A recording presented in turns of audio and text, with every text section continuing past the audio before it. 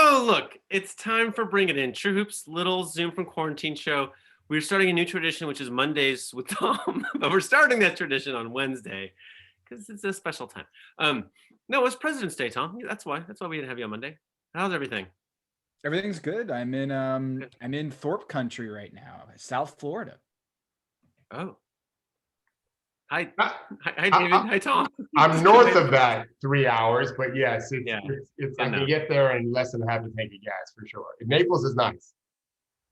Yeah. Judy has some expletive deleted words in the chat. As a New Englander, born and bred in the tri-state area, I feel really bad that I'm here. It just feels terrible. I feel awful for all you people. That's a lot. I have my air conditioning off. Do you have your AC on? Now we're going too far. Yeah. No, it's off. So Judy's legal. She's the person who is like supposed to hem us in, and she's in the chat saying the meanest things because she's from Florida and she would like to be in Florida right now. I think it's the deal. It's a conscious choice, Judy, as I always say. Conscious choice. We're adults now. Okay, all right, Tom. Okay, Tom. So can you guide us? We have the three of us have come across a little mystery surrounding the Milwaukee Bucks. It's pretty geeky, but I'm wondering if you could take the lead in just kind of talking us through what we've learned here. Yeah, so the Milwaukee Bucks have an incredible defense with Giannis Antetokounmpo and Brook Lopez, and Drew Holiday is an incredible defender as well. But they defend very differently than what they usually do. Last year, they were an incredible regular season defense, and what we now know is that we can kind of parse how teams defend based on defensive possession time length. So sometimes we talk about pace with teams and we say, oh, they're ranked fifth in pace and they go really fast on offense. But really there's defensive pace too, which is teams can slow down opposing offenses based on how they play defense. A lot of that has to do with the way they play offense. And this season, we're seeing a big shift with the Milwaukee Bucks defense in how they are defending their time length on defense. And so it's something that Coach Thorpe put me onto in the last couple of days, and I just nerded out and was trying to figure out why this season have they had one of the slowest defenses, and last season they had one of the fastest defenses. And this is like a huge swing for. Well, can I stop you really fast? Yeah. 2016. Last in the league. 2017, last in the league. 2018, last in the league. 2019, first. 2020, first. This year, I think we're at 28th as of a couple of days ago. Maybe it's changed a little, but why are they never in the middle? What the hell? Well, guys, explain further first what last and first means. Sorry. Yeah. First is super fast. So like a really quick defensive possession. So teams are shooting quickly. Yeah, teams are shooting quickly. This year, they're not shooting quickly. And so Coach had a theory that they're defending the three-point line differently this year, and guys are busting their ass a little bit more this year, and they're stretching the defense that basically they're forcing teams to work harder for their shots. And when I looked into the data, I was like, oh, there's this other site that shows breakdowns of possession start defensive possession timeline. So you're like, what does that mean?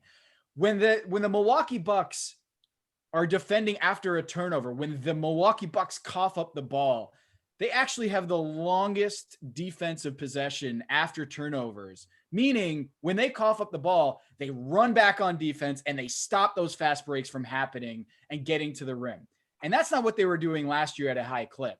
And so the best way to force teams to have tougher shots is to not give up the ball offensively. If you give up a turnover, you throw the ball away. If you stumble, if you throw the ball off your foot, that's a fast break going the other way. And the Milwaukee Bucks have done a great job at lengthening their defensive possessions by simply not turning the ball over as much on the offensive end. And I think this is a great illustration of how we normally think of basketball offense and defense in silos, but they're not.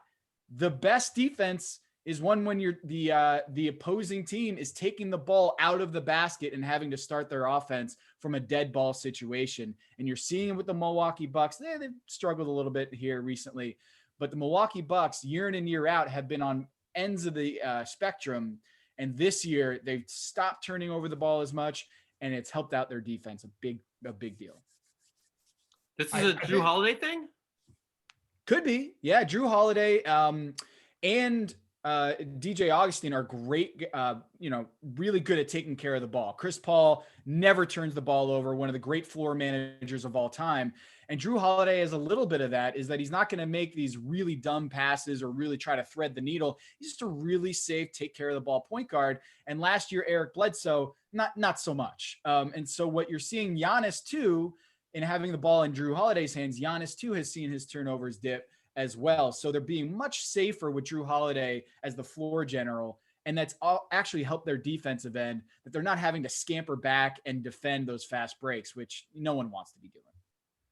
There's something else too, and I didn't look this up recently, but Milwaukee, I believe, allowed more threes last year than any team in the league. I don't know what they're doing at this year, Tom, but that was by design. Like they let you, they cut the rim off with Giannis and Brook, right? They built a wall with gigantic tall men and Giannis, and they just allowed certain guys to shoot threes from certain spots on the floor. And I don't think they're doing that as much this year. I think that's one reason why we see that defensive possessions lasting longer, is they're just taking away threes more. They're making you work harder to get shots up. And I have the question is why? They dominated the league in defense last year, playing the way they played. Now they're middle of the pack on defense, right? And they're making teams work harder, but teams are successfully working harder to get shots. And I have a couple of thoughts on what Tom said too, but I will posit this one thing. Let's revisit this in the postseason. It might just be that they're playing with some different things. And then when they get to the postseason, they go back to what they did before, which makes even more sense when you recognize that you can really lock in on a team scouting report when it's just one opponent for potentially 7 games. So they might flip the script back. They've not been losing playoff games because of defense. So don't forget that when we get to the postseason.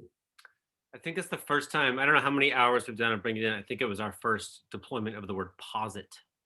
And ironically, it came from me, huh? The dumb basketball coach. Yeah, that's what I think anyway. On the turnover thing, I have one thought, guys. Besides the obvious thing, when you talk about personnel, the way Milwaukee's offense is structured, how they go about attacking opponents with that really 4-around-1 wide spacing, a lot of pro set, beat your man, make a kick, right? Let Giannis do his thing. When you get more action, more cutting, you tend to get off balance or unbalanced offenses with the wrong guys near the rim on the missed shot, or as Tom points out, the turnover. And so your defensive balance getting back is weaker.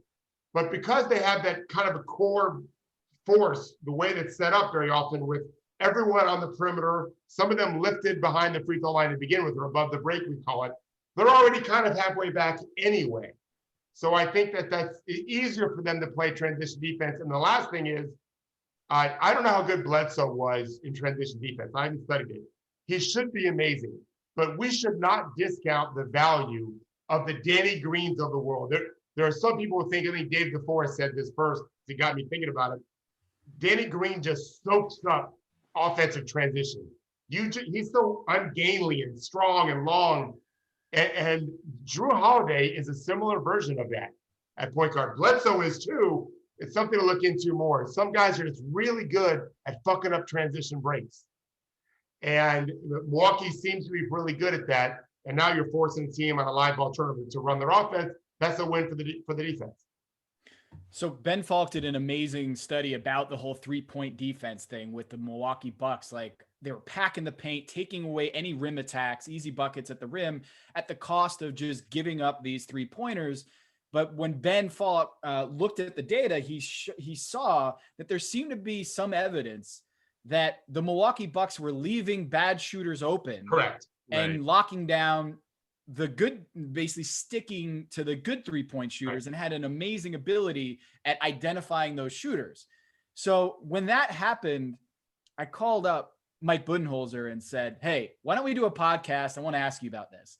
And when Mike Budenholzer came on the Habershow, he said something interesting. He was like, that's really interesting.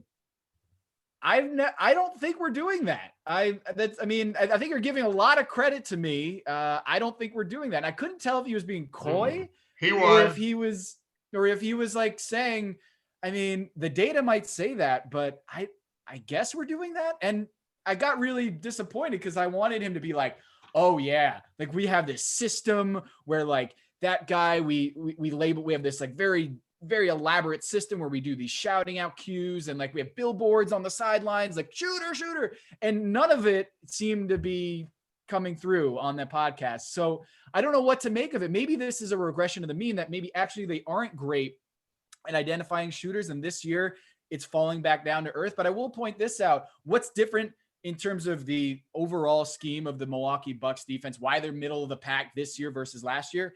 It's pretty simple. They're giving up a high percentage of 2-point shots. Like their 2-point defense has been way down this year in terms of their ability to keep teams from getting good shots at the rim. So they are slowing down teams from taking 3-pointers, but they're shooting a higher percentage at 3, and their 2-point field goal percentage defense is actually kind of bad this year. So that's probably the biggest thing that Milwaukee needs to sharpen going forward, is making sure they protect that paint better than what they've been doing this season. I'm excited about a lot of what you just said there. But hey, no, first thought is Mike's lying for sure, because they have a little edge here, right? And to that theory, I would say I've played pickup basketball at Sloan, and on Sunday morning, you get to the gym, everyone's a little hungover, and some years, recent years Mike, it seems like everybody there is wearing a Milwaukee Bucks shirt. Like they have had a giant analytics staff, right?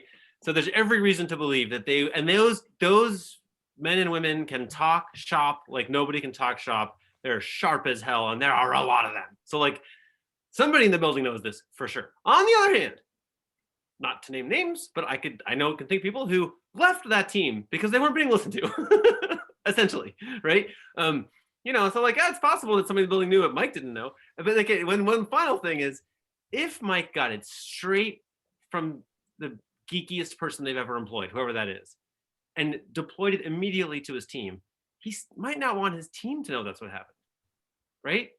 Players don't think that's cool, right? Like he might just want to be like, nah, why don't we just try leaving these two guys open, right? And have it sound like it's old ball coach stuff when really it's super high tech, right? It might just make sense just to say, it's not, no, Ben Falk didn't tell me that shit. Come on. Yeah. Guys, there is no argument here. It is absolutely a fact that I have evidence in my possession on a daily basis of scouting reports that teams are giving to players. And there are players, there's words like, I'll give you one example, laser would mean we're closing that guy out hot. This is just one team's terminology, okay? And this is what they do. And so Milwaukee's just executed that better. But let's play a little game here, okay? Just take a little ride with me. Many years ago, and we've referenced this on the show, Henry asked me innocently, we were talking about I think he said to me, why is Trevor Ariza shooting all these threes and not making them when he was playing for Phil Jackson Lakers? I said, I don't know, but my guess is Phil Jackson knows. It's very simple. He needs Ariza late season playoff to be on the court for his defense. You can't depend on Kobe in the playoffs to play great defense all the time. He's busy carrying your offense. And he can't play Trevor Ariza if he can't make threes. Well, you're not going to be able to make threes then if you can't at least shoot them now. And okay, so let's just play this game here. If Milwaukee, who has been frustrated 2 years in a row in terms of postseason win, not defensively, if they know we have one system that clearly we've executed well, we can absolutely trust our players to not guard certain guys or just guard them under control, don't get beat off the dribble, make sure we recover back to the paint, all those things, we got it down. We've done this for years now as evidence. We have the evidence. We know they know how to do that, right? Let's learn another way, more pragmatic. If we can play more pragmatically based on our opponent and who's on the rotation, we'll be a much more diverse defense, even better. Well, we got to practice that. So let's practice really focused on, by the way, there's a lot of teams playing now. Henry and I talked this the other day. How many guys are shooting better than 38%, 100 something? This is amazing. Yeah. Right. They're loaded with 3-point shooters. We better practice closing out all of them. You're not going to do it in July or June or May if you don't start working on it and failing in January, February, March, and April. Right. So I think smart to do that. I think the risk is that in a small sample size, if you're in a series, that shooter that you're leaving open gets hot, you're screwed.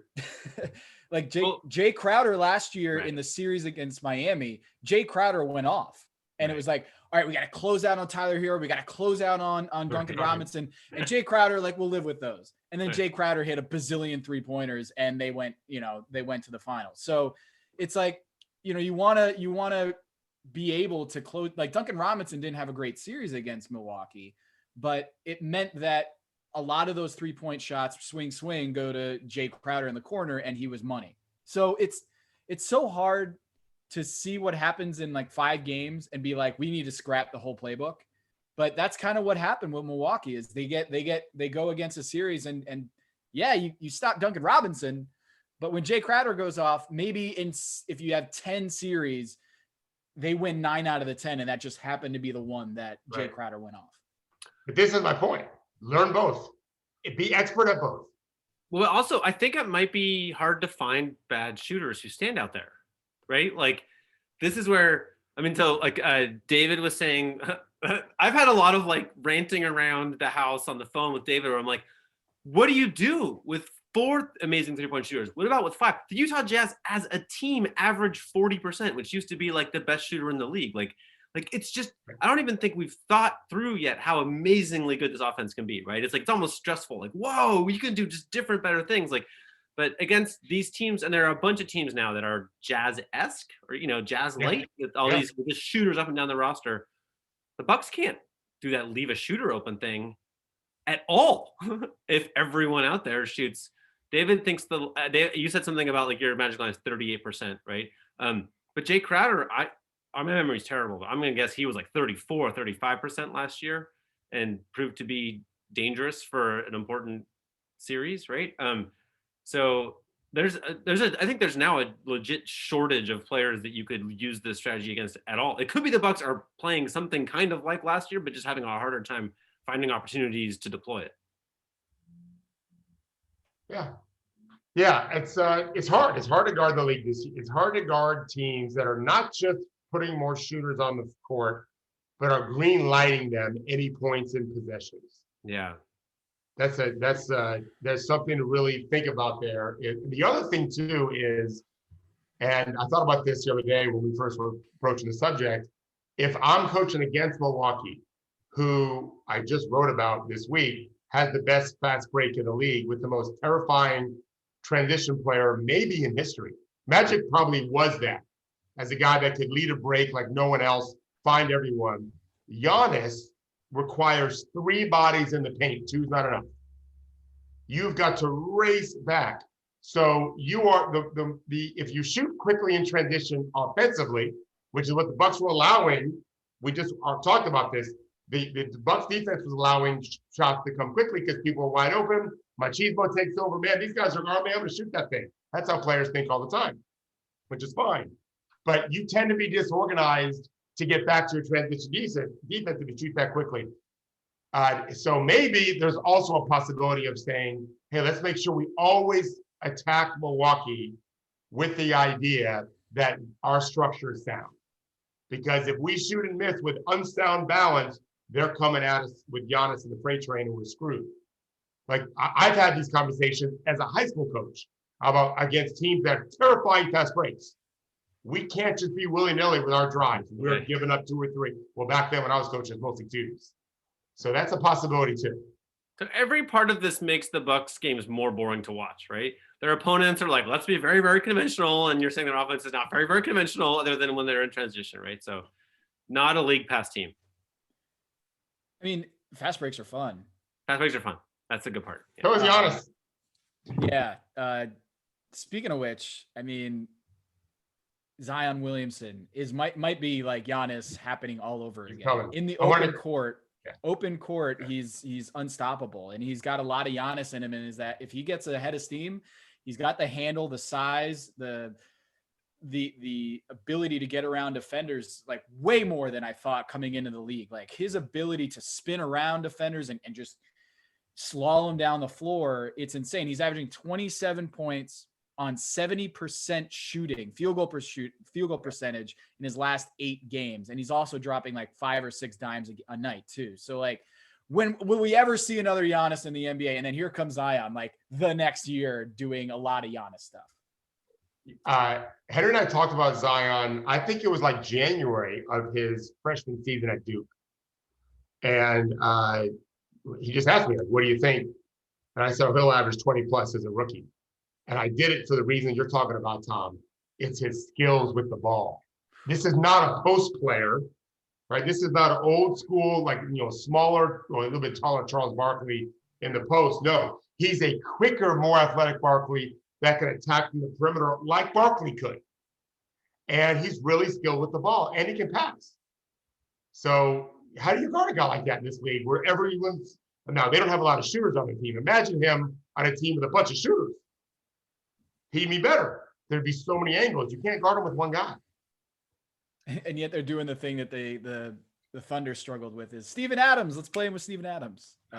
Russell Westbrook, go try to make half court hay with Steven Adams out on the floor. And it didn't work out so well in the playoffs. And they go and acquire. Now, I think Steven Adams is great value for Zion Williamson. But if you want a guy to just barrel down to the rim without anyone soaking up that space at the rim, Steven Adams is not the guy you want to pair with Zion Williamson. He does a lot of things for him, but man, if you just get him in space, it is game over. I don't know if you intended this, Tom, but you just pushed like one of the biggest like activate David buttons right there. Like David has strong feelings on this topic. The Steven Adams one? Yeah. Well, you're not wrong. Well, you said it perfectly. Okay. The reason why Steven Adams isn't the best partner for Zion is he can't shoot threes and he can't jump to 12 feet. Right? So you can play Zion with Rudy Gobert. Rudy Gobert can jump to 12.5 feet. Okay? There's a player in the G League named Devin Robinson who happened to play for the Florida Gators. I don't know how good he is as an NBA prospect. I like him coming out of Florida. I did not know he could do what I saw him play in the G League this week. He can jump to 12 feet. You can't miss him on a lob. It's like overthrowing the fastest wide receiver in football. Somebody just catch everything. Steven Adams can jump to like 11 feet. And so there's a difference because that means it's called peeling. You can have pick and roll coverage and peel back and break up the lob. I'll show you a clip sometime to show what I mean. You can't do that to a guy that jump 12 feet. You just can't do it. What about Jackson Hayes? Don't they have Jackson Hayes on that team? Yeah, but he can't play yet. He's 12 no years idea old. what he's doing. He can't. The answer is yes, Henry. In theory, that is going to be that guy. He's a long way from being. And Steven Adams is good at a lot of things and helps Zion defensively some. Jackson Hayes is maybe the most athletic 5 in the league, literally, which is why I thought they should draft him a couple years ago. Now they got the most athletic 4 and 5, but he's a kid. He's got to learn a lot. So it's just, it's not a great pairing, especially for a guy like Zion, who isn't really going to shoot, and you don't want him to, because nobody can stay in front of him. So the Pelicans they're a roller coaster ride right now. Like I thought they had figured some things out. We all know I'm friendly with Corey Brewer. I don't talk to Corey during the season. He's allowed to just do his thing. It's not fair for me to pick his brain all the time and come report it to you guys. But I did text him last week, and I'm like, hey, things are looking better. And he's like, yeah, we're trying to figure some things out. And that was it. That's the extent of our text. He's like, I'll call you tomorrow. He didn't call me. And then and then last night they played well after playing really badly the other day. They blew out Memphis last night. In part because Zion is unbelievable. They're still working some things out. So some good points in the chat about a weird contract that the Pelicans gave Steven Adams. Part of me is like, do they want him for the long haul? Like, or are they thinking that like arbitraging? Like, are they going to move him for something else later on? It just seems like it was a weird signing, right? Well, I want to hear what Tom thinks, but I think David Griffin wanted to put good players around Zion because, and I praised him for this on our show a year ago, because games are reference points. Games are information going forward. And you learn more when you care more, and you care more when you're fighting for something, not just playing time. He's got that. You're fighting to make the playoffs. So when you mess up, you study tape more, you lock in more, you practice more, you drill more, whatever. Steven Adams moves that in the right direction now. I don't know that he's the long-term fit, but for now, I get it. Like, they're trying to win games. Steven Adams is 27 years old, but he feels like an old, wily veteran. Feels 130, yeah. Like, when they did the sign and extend, I was like, man, but he's going to be like 35 at the end of that contract. No, he's going to be like 30, like not even. So like, I think a lot of this is Zion's super young, and he needs to have mentors on his team like JJ Redick. And I thought Drew Holiday would be a great one, but they traded him, obviously. Steven Adams seems to me like more of a locker room mentor for Zion and how to be professional, or how to bring it every single day and just be about all the right things. But that's an expensive mentor, right? Like, I remember Eric Spoelstra one time told me why he had Juwan Howard on the team and instead of an assistant coach, because he never played. And I was just like, why is it Juwan Howard on your team and you're paying him a contract, taking up a roster spot? And he's like, because when he is in the locker room, he can actually grab players and grab their attention as a player, because the players respect their teammates with the same talking points that he would have had as an assistant coach, but they'll tune out the assistant coach. But when he's a player, Juwan Howard's mentorship, or the things that he talks about with, Mario Chalmers is now looking at him and receiving that information because he's a fellow player. He's a teammate.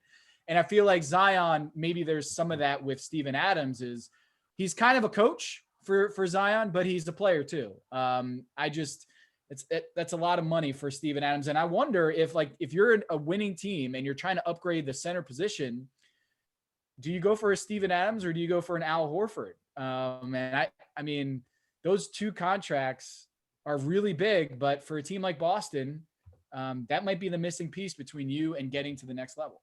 Let's get to Boston, and let's talk Boston and Andre Drummond. But just to further your point on Steven Adams, I happen to think it's a little bit less regarding the coaching mentoring and much more towards the culture building. They want Zion to not want to leave. And from former teammates of Steven Adams, and he's played with a lot of great players, that is the dude you want to play next to. Like, I got you, mate. Whatever you want, he'll do. He won't give Zion any grief, nothing. He is his bodyguard, no pun intended, in a sense. Like, that dude, like, you're not gonna mess with Zion with Steven Adams on the court. And he's just a fun guy to play with because he wants nothing. Don't give me any passes. Remember, I told you guys, Marcus Camby's nickname in Denver was Touches, because he was always bitching about getting touches. Steven Adams doesn't know the word. He can't even spell the word touches, right? If you throw it to him, great. He doesn't care. I think that's a factor too. And so to Tom's question about a team like the Celtics, is Andre Drummond, like, where's he going? Does anyone trade for him? Because then if no one does, he'll be bought out, right? You can gamble on that. Yeah, probably. No, you can for real. Hold on. Tom, you answered David's good question. And I'm going to tell you the odds on where Andre Drummond's going, because I got an email about it yesterday. It doesn't make sense for me.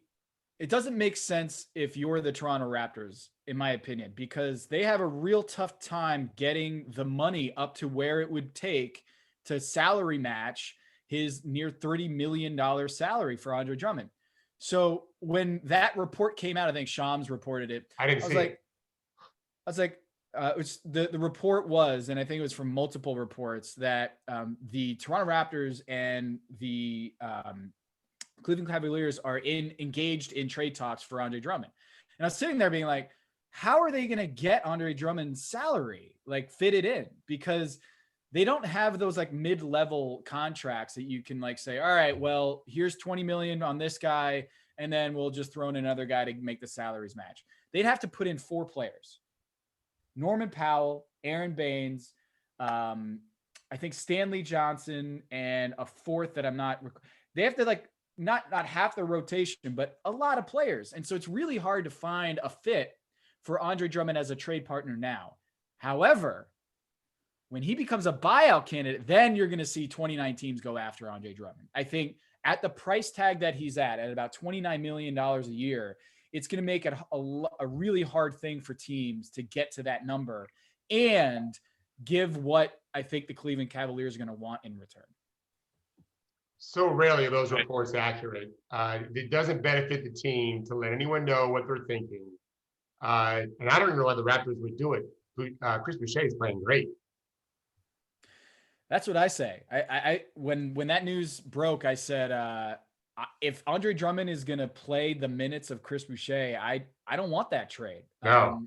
And a lot of I said, because I want to continue the development and the minutes for Chris Boucher. People were all over me on Twitter saying like, Chris Boucher is older than Andre Drummond, but Chris Boucher needs minutes. I mean, if you look at his, if you look at his story and the injuries, he hasn't been able to get the reps in order to play NBA like really good NBA basketball. And so he might be 27, 28 years old, but I think in basketball years, he's probably like 23, 24. And so I think he needs more playing time, not less. And Andre Drummond, with the defense they play, the Toronto Raptors switching all the time and changing the schemes, I just think Andre Drummond's head's going to be spinning. Like he's typically just been a drop back, big defender, ice defender. And I don't see him thriving in a scenario where they're changing the defensive schemes every other play, like Nick Nurse likes to do. I agree. I think he's a great fit. I think Drummond's a great fit for the Warriors. He's a way better pinch post passer than people realize. He can fit in the blender. He can fit in that Cuisinart. Stan Van Gundy, remember, explored that with him. And we're running cutters all over him, and his assist rate was jumping. And you bring Weissman off the bench for 16 to 20 minutes a game. The Warriors are good with a rookie at center who's not even there right now. They've got Anderson playing right now. You know, he's not an NBA player to really help you win a lot. Drummond can make a big difference. There's a few teams that will go after him. That's why. What do you think about Boston too? Because Daniel Theis is good. Daniel Theis is good. Theis, yeah. I like Theis better than Drummond for them. But you know what? The team that I really like is Dallas. Dallas has been an abomination defensively this year. Yeah. Porzingis has been awful defensively. Yep. And I think when you look at what Andre Drummond gives you, it's not that he's going to be an all NBA defender, but he can probably defend better than Kristaps Porzingis. So I think Dallas has, they have Willie Cauley-Stein already. And he does a lot of the same things, but not the passer that Andre Drummond can be. Yeah. It's just, I think you have to make Andre Drummond understand, because he has a huge turnover rate. He coughs the ball up a ton. You have to understand what his role is on that team. And it's to let Luka do his thing and then catch those lobs and finish and defend your ass off on the other end of the floor. If they can do that, I think he can be a good fit for Dallas. Yeah. We've put off a long time the part of the show that we all want to get to, where we just say how great Damian Lillard is. Should we do that now? Play that video. Yeah, I put a video of the last couple of minutes of the game, and I watched the game. I watched that part of it. I forget the exact fact. The three, that's good. Damian Lillard is Lou Dort gambled on the challenge available. Lillard trying to turn the corner. Sends it back outside, and Gary Trent Jr. with a huge three-point shot in crunch time. Lillard pressured out on the perimeter by Dort. Off the deck three on the way. Damian Lillard starting to heat up here over the last couple of possessions. Boy, this has been such a fun matchup to watch. Dort play defense on one of the best offensive players in the NBA. Damian Lillard from 25 feet on the step back contested three. Exchange of blows here in this fourth quarter by both teams. He was more than 25 feet, by the way. Oh, yeah. That looked like 29 feet to me. Step back three on Dort, 3 threes and a kick out three to win a game. I saw the post-game interview, and he's just like, yeah, well, I looked at the clock with like 4.5 minutes left, and we were down. And I was like, I guess we better we've played too well to lose now, so we better go win it. It's like, and then he hits 4 threes in the last 4 minutes, and then they win by quite a lot. I'm like, what the hell, this man? Like, he just doesn't miss. these are layups for him. Yeah. Like, what do you do when a guy can step back at 30 feet and make it at a high clip in the clutch? There's no defense against that. Like, Yeah, there is. What's the defense, Coach? You have to double him and make him pass it. The Lakers did it in the playoffs last year. Honestly, the Lakers just like he was a beat up little dude who flew home early. Like he couldn't do anything. Like he couldn't do anything. So the thinking is not try to have Lou Dort be, putting him in a straitjacket. It's more like just get the ball out of his hands. Yeah, what you said is right, Tom. You can't do it with one person. Right. You have to have a second. He's unguardable with one person when he's shooting like that, and he's healthy. Right. I should say, if he's healthy, when he's healthy, any one guard can't do it. You're gonna have to get some really tall, long guy, stay as attached as possible. When he jabs at you to step back, stay home. And if he goes by you, fine. Remember how the Jazz guarded Harden, where Rubio pressed up and literally Gates invited him to drive? They got destroyed. That's how you have to do Portland, though. You can't let Damian do that. Okay, here's Damian Lillard's clutch stats this season. Oh yeah, right? Crazy. This is crazy. I know this. He is 20. So game within 5, final 5 minutes of the game. He has played 52 minutes. Okay, he has scored. So that's a game. All right, that's a game. 52 minutes basically is a 48-minute game. He has 74 points. Okay. So this is when there's no one else playing with the Blazers this season. Like CJ McCollum's been hurt. Like they've lost people left and right, and everyone knows like Damian's going to shoot it. And here's the result: 52 minutes, 74 points. The Blazers are 11-3 in those games.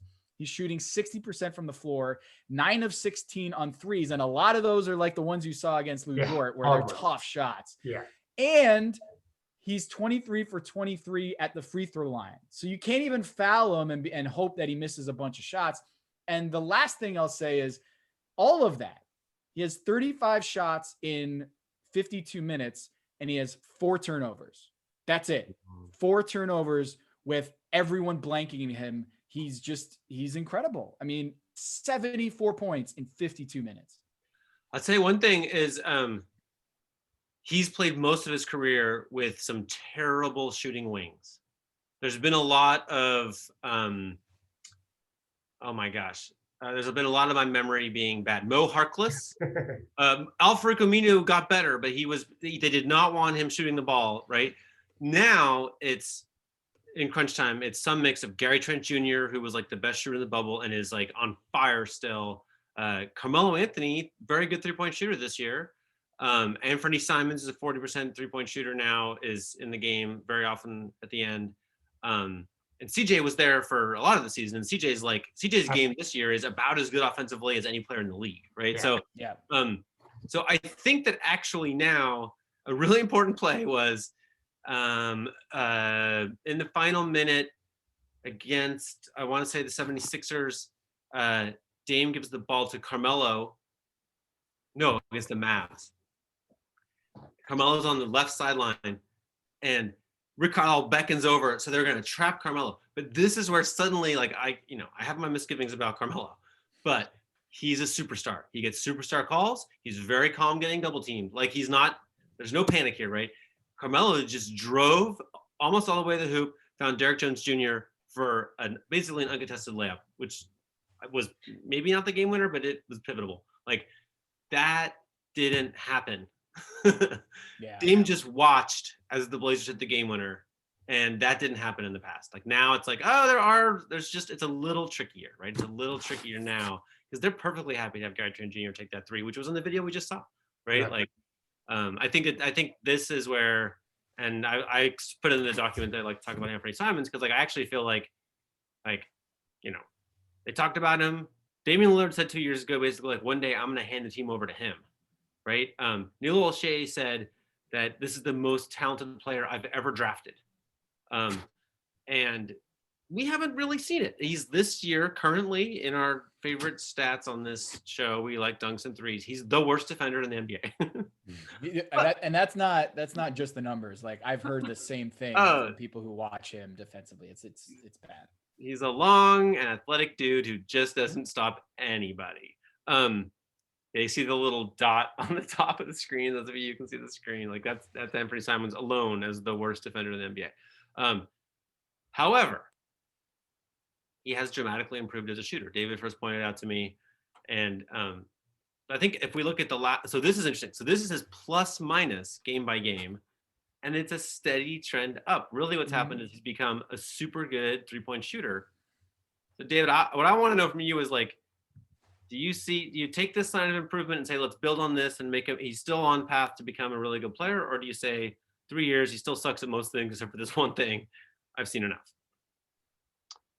Oh no, I have not seen enough. No, I absolutely think he can get better. I said to you the other day, if you think of the NBA game like an 8-lane highway, and you drop a squirrel in the middle of that highway with all 8 lanes of cars driving, that's what this league is like for a young player, especially when they didn't even play in. Zion at least got a year at Duke, right? If I remember LeBron James was absolutely clueless defensively. He just happened to be 6'9", really long and athletic and relatively powerful for an 18-year-old, right? Anthony Simons is this little guy. He's a crazy good athlete, but he didn't play in the ACC, and he was dropped in the middle of that 8-lane highway. And quite frankly, the entire staff there has had to worry about a lot of things. I don't think they're so good at player development in any one area, in part because they're busy trying to win games and coaching up Damian and CJ and getting Nurkic back and all the things. And so it's just been slower than what you want, but at least he's got a foothold. We know he's an amazing athlete, and now we know he can shoot. Right? We can work with that. They've got to do he ain't the only guy on their team not guarding. Yeah. Right? He ain't the only one. But he's got a chance. Like, there's no reason why he can't be. He's never going to be as good as Damian offensively, you would think. That's for sure. He can be better defensively, in part because he has to do as much as Damian has to do. And finishing at the rim is part of it. Just like on defense, finishing at the rim, he's always just relied on being Superman. But now there's just taller Supermen playing against him. And so learning how to, and really, it's learning how to slow down, when to attack, when to jump, when to go off one leg, when to go off two, when to use the fake first. These are all parts of the process that he should be catching on. Tom, I told Henry this last week, I think. I listened to some guy talk, I should have written his name down. Some NBA player said on TV, year 6 was his first year where he felt like he really was reading the game. Now, I think that might be a little slower than what you'd want, but the reality is there's the reason why all these players we see in the NBA, guys, were drafted by different teams. Damian and CJ, those are rare. The league is filled with guys that went somewhere else. It's hard to figure this game out. It takes a long time for most players, and teams keep quitting on the guys that they drafted and invested time into teaching. Give Simon a little more chance. What is he, 20, 21? He's young. He's super young. Like when you talk about a squirrel being dropped in the traffic in the highway, I mean, he was a baby squirrel. Like it wasn't just a squirrel. He was a baby squirrel. Who had never seen a highway before. His debut, he was 19 and 100 days or something like that. He just turned 19. And so like when you look at Anthony Simons, you have to remember this guy was the 7th highest prospect coming in that recruiting class with Zion. He was number 7. It was Cam Reddish, RJ Barrett, good players. Good players.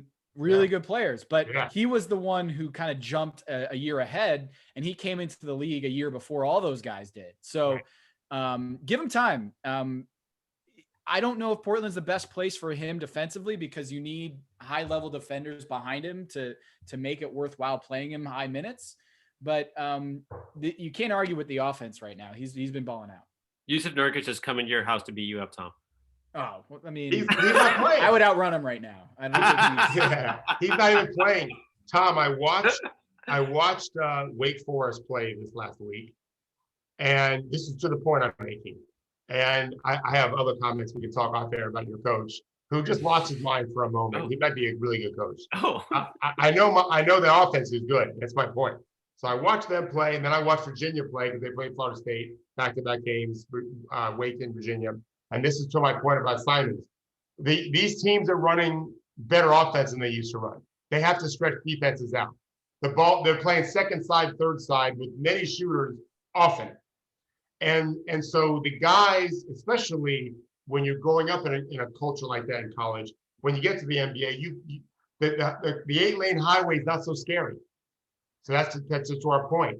A guy like Anthony is just, it's so new. They ain't doing that at IMG National, wherever he went to high school. I think he went to IMG. Yeah. My son playing against IMG National a year later. Like, yeah, they were very, very good and all that. They weren't running what Florida State's running on offense or Virginia. Nothing close to that. So it's just a process, and you got to play. Now, he went through a lot of stretches where he wasn't even playing. That's not good for you. I think, though, here's what I'm excited about. Gary Trent Jr. wasn't particularly good. Right. And he got minutes for years. Anthony Simons, not particularly good, getting minutes for years. I would love to do a deep dive into the data of just like how many bad young players just keep getting minutes, right? I think it actually is a strategy. And we were talking about the Jazz with just 3-point shooters all up and down. Like with those two guys improving, Blazers are starting to have one of those rosters. Like it's kind of hinges on them, right? If you fill in those two spots as like great 3-point shooters, then I think we'll see when CJ's back, blah, blah, they'll be one of these Jazz-like teams where they don't have to play Derek Jones Jr. and Robert Covington all the time. They can have effective lineups with all these little dudes shooting threes. I think it's counterpoint. Mario Hezonja. He's terrible. Yeah, what about him? He's a bad young player that they just gave minutes and it didn't work out. So just no, it doesn't. Yeah, no, it's every strategy is a low strategy. Most people don't become stars, right? Like, but yeah, that's like, they've had, I mean, look, Neil Olshey has missed a lot. He's missed plenty, like for sure. But these ones, I think it's just rare to see 3 years of minutes before you start helping a team and you keep getting minutes. Like it's not that common. No, but he's the exception you'd make. When you can't find athleticism like that, and given that he never had learned high level stuff, it makes some sense to me. Hezonja, no, and he wasn't there. It was Orlando's pick, right? Yeah. They were the first team to make the mistake. Yeah, he went to the Knicks, and then he went to. He bounced around the league before he went to Portland. I was just saying, like, I think Anthony Simons, like, I know Olshey loves Simons, obviously, but he'd be a great. If he didn't love him, I would imagine he'd be a great second draft guy. A second what? A second draft guy, like the secondary draft. Like after your 4-year rookie scale contract, there's another draft. Essentially of guys who flamed out on the team that drafted them. You take a chance on a guy in a different environment that. Yeah. Oh, I think that look, if Anthony Simons hits like 12 threes in a nationally broadcast game, like not out of the question. Like somebody's gonna give you a lot. Like extension signed now. All right. Let's get to, because Tom mentioned the Knicks, and just made me think of Julius Randle, and that made me think of the All-Star game, which I never watched. And maybe Gerard can join us for this part. Yeah, we all did our All-Star teams, and it's unfair to ask Gerard for his until maybe he hears ours first, because it took us a second to get through it. I know what Henry did for his. I know exactly how Henry figured his All-Star team out. I just cheated. Yeah, I know you did, which is fine. But I don't care about the game and happy never to talk about it after this moment. But I guess they're announcing it when, Tuesday, Tom? Or voting is Tuesday? I think they're announcing tomorrow. Thursday. So voting's done. Voting's done as of yesterday. Yep. So okay. Last night the voting closed at 11:59 p.m. So I believe we're mostly in agreement. Well, let's let Tom go and you go, and then we'll go. Right? Okay. All right, starting in the front court for the East, I've got Giannis, Joel Embiid, and Kevin Durant. Wrote about Kevin Durant on True Hoop last week. He's been outrageous, and if he played a little bit more, I think he'd be an MVP candidate. So good. Bradley Beal, he's going to start. I think he's going to win the starting gig, 33 points a game, crazy efficiency. I think people have felt, bad about leaving him off the teams in past, and now he's, I think, getting his due. Starting the All-Star game. The second slot, the East, I had a real tough time picking out the second slot in the backcourt for the East. Not easy. And I'm going with Zach Levine, and here's why. Zach Levine offensively has been so good. I mean, I think like saying Steph-esque numbers efficiency-wise is not out of the question. He's got he's averaging 28 points, 5 rebounds, 5 assists on 65% true shooting. And you throw in the fact that the Bulls have mind-numbingly given him the counterparts of Kobe White and Patrick Williams. Their top 3-man lineup in minutes is 2 babies, Kobe White and Patrick Williams. One is 19 years old. The other is just turned 21 like yesterday. Okay. When those 3 players are on the floor, the Chicago Bulls have a net rating of -11. Oh, wow. Okay? Not good. Awful. That's their not top 3-man lineup is Okay. those 2 basic rookies next to Zach LaVine. Now, you might say, hey, Zach LaVine, they're 11 and 15. You can't give a starting gig to a team that's 11-15. Bradley Beal, by the way.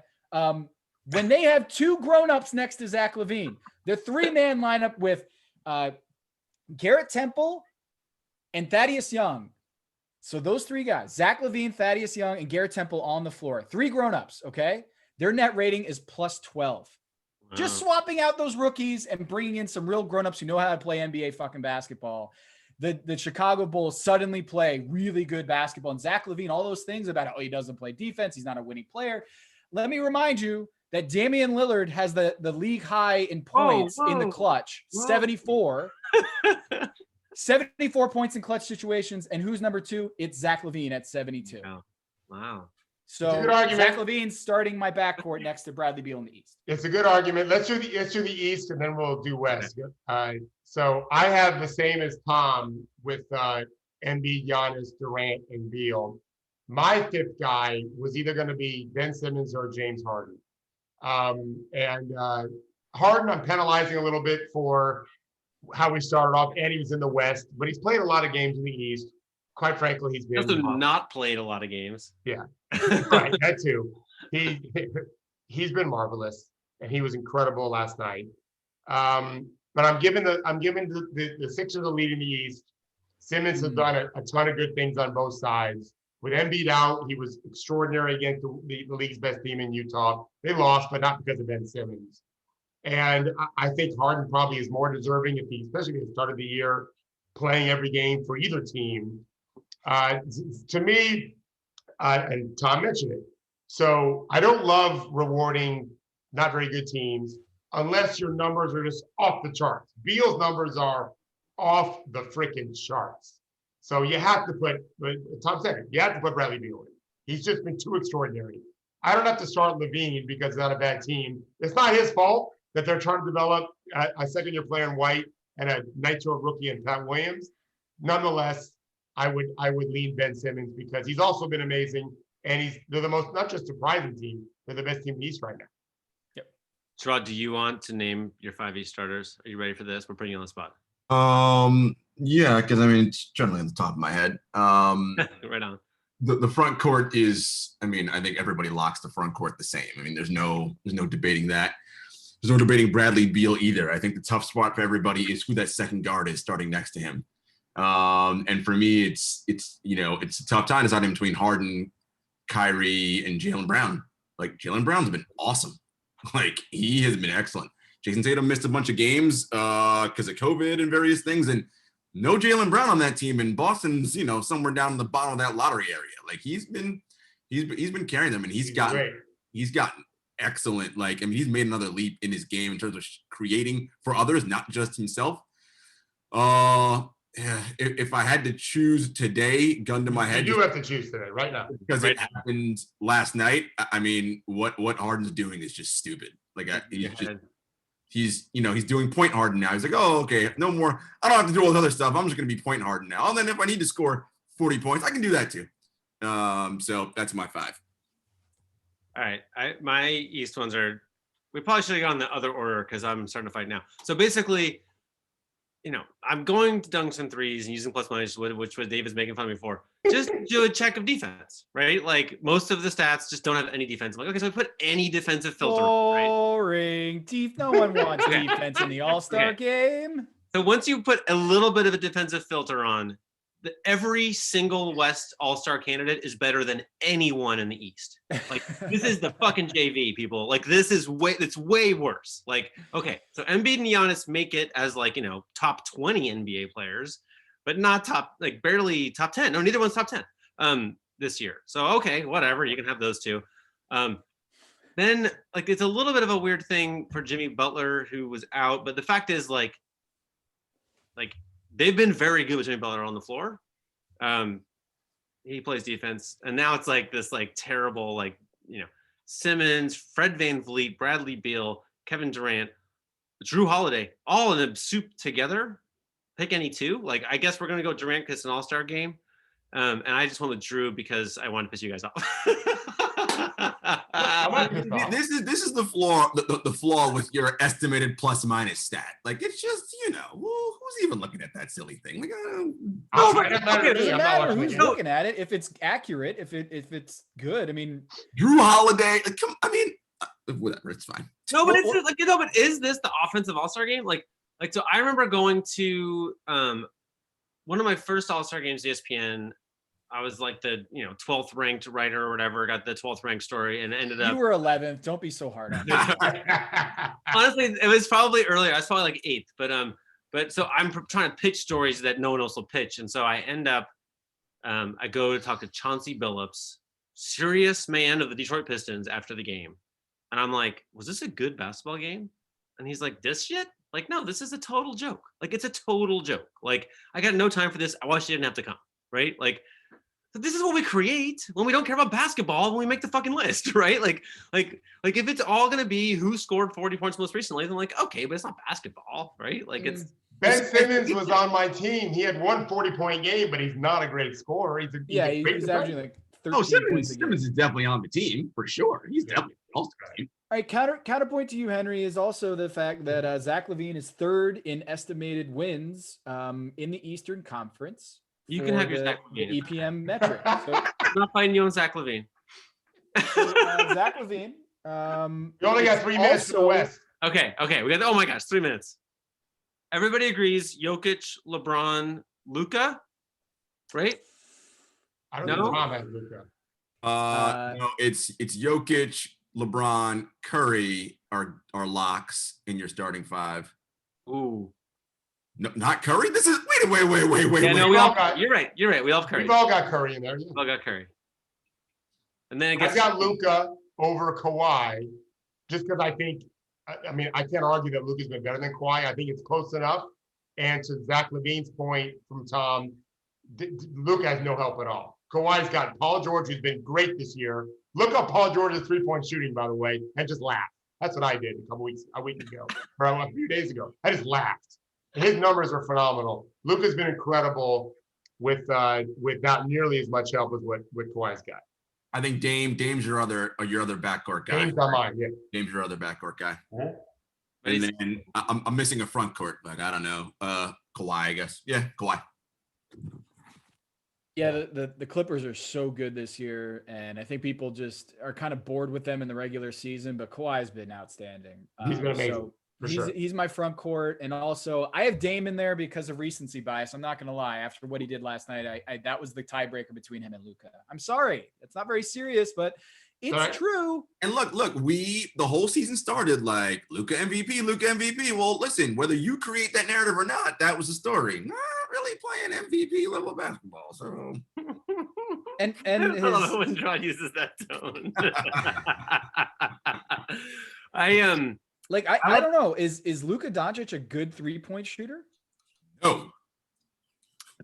Sometimes. I left Dame off because he's the bottom 10% defender. Like he's terrible. He's an absolutely terrible defender. Yeah, but Henry, but his offense is so elite. Who the hell cares? And Luka's not all world, right? So no. I flipped a coin, so I'm fine with either one. But we should have on Friday, Henry. We should do more of this like EPM talk because like I feel like here's the problem that I have with it. I love advanced stats. Like you start knocking dudes who were just awesome and fit anywhere, like James Harden and Kevin Durant, because they look bad on EPM when guys who need to be in specific situations like Drew Holiday, look awesome on EPM, right? Like, because so much of that is lineup based and whatever. We're gonna talk about this later, Gerard. I've got some good thoughts. I've got some good thoughts on behalf of both of you. Like, I get the argument on both sides. We'll talk about it Friday. Bottom 10% is bad. All right, thank you guys. Thank you, Be safe, Jimmy. everyone. Thank you.